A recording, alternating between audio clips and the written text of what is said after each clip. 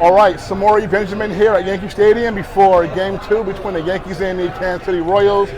I'm here right now with Kansas City Royals outfielder MJ Melendez. MJ, thank you for joining me, and great meeting you, man. Yeah, nice to meet you as well. Yeah, so you are here, young ball player at Yankee Stadium. What does it feel like to be here for the playoffs before this game? Yeah, it's obviously very exciting. Playoff baseball is something that you want to do always. It's something you dream of as a little kid.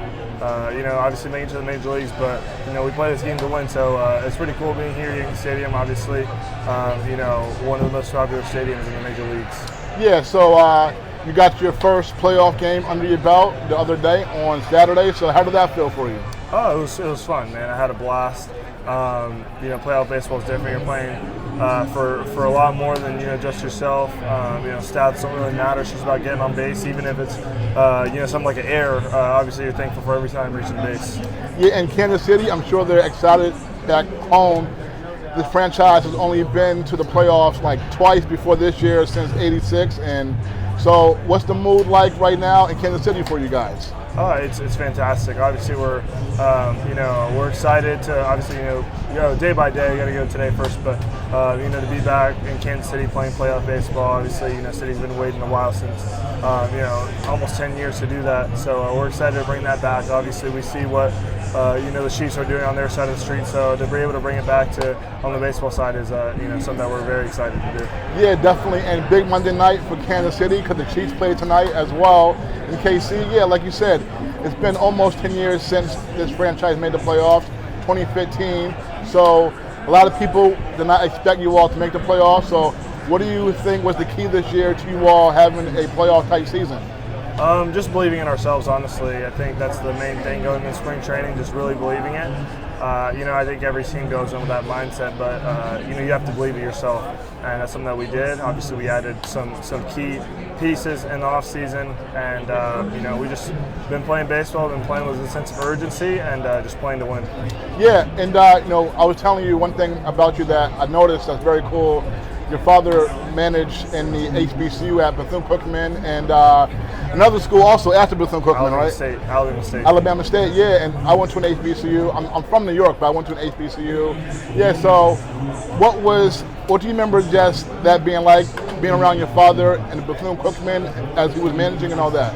Yeah, obviously I played a huge role in who I am as a player. Just being super young and being able to be around the college guys during practice, I think it was a very important piece and role in my development. Just learning the game at a high level, especially mentally and baseball IQ wise, just at a very young age. So he played a huge part in my development, and I had really good memories.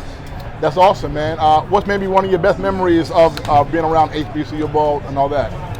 Oh man, I think my dad was just fortunate enough to have a lot of winning teams, especially at Bethune-Cookman. I think he won like 11 out of 12 conference championships as a head coach. So in the MEAC, right? In the MEAC, yeah. So just seeing that, and then obviously him going over to Alabama State and him. I think it was his 5th year there, going undefeated in conference and end up winning the conference championship there as well before eventually taking the job at FIU. So it's been really cool just to see winning baseball, and it's something that it's been ingrained in me, and it's it's fun to be a part of a really good team right now and a winning team. Wow, that's amazing history you just gave right there. Thank you for that. Yeah, I went to Norfolk State, so that's cool. Yeah, now you were a catcher coming up, right? So why did you end up transitioning from catcher to the outfield? Yeah, I was catcher growing up. Always loved catching. Loved kind of what came with it, the leadership role, everything. Just being in control of the game, being involved in everything. Obviously, when you get to big leagues, you want to do whatever you can to stay there to help the team win. And obviously, we got a future Hall of Fame catcher behind the plate. So just to kind of be in there every single day and try to do everything I can to help the team win is something that was asked of me, and something that just take in by the horns and full head of steam. Was it difficult for you at first to just learn how to play the outfield after being a catcher for so long? Yeah, I mean it's a different change of pace. Obviously, I felt like I was very athletic for a catcher, but going to the outfield was a whole different thing. Obviously, reading balls off the bat, just a slower pace of game. Not being involved as much. So it's definitely a little different, but just trying to do everything I can to learn the position. and then just continue learning. Growing up, did you have a favorite player? I did. Probably I would say Yaddy was probably my favorite, or Pudge, one of those two. And did you have any favorite teams? No, no favorite team. All right. Did you play basketball or football, or just baseball? Both. Basketball and football, both middle school and high school. Okay, nice, man. So, just having your father as an influence and a manager, how has his influence just really helped develop your game? It's helped in pretty much every aspect of my game. I feel like everything I've learned through my dad, and he's taught me everything, whether it's baseball or just life in general. So I think he's played a huge part in pretty much everything. Okay, MJ, last two for you. Who is the most talented player that you've ever played with? Probably Bobby for sure. Bobby Witt. Okay, Bobby Witt, definitely, man. And just so far in your young career, just what has been maybe the most memorable part of it? I've made a lot of memories. I think spending time with the guys. Obviously, you're around the same group, 24/7 pretty much during the season. So just being around the guys, the team dinners, all that stuff are super fun, and you always remember those things. Obviously, the on the field stuff, you can always go back and look at video of those. And there's obviously some pretty cool moments there, but I'd say just off the field stuff, and this postseason has been pretty special. All right, folks.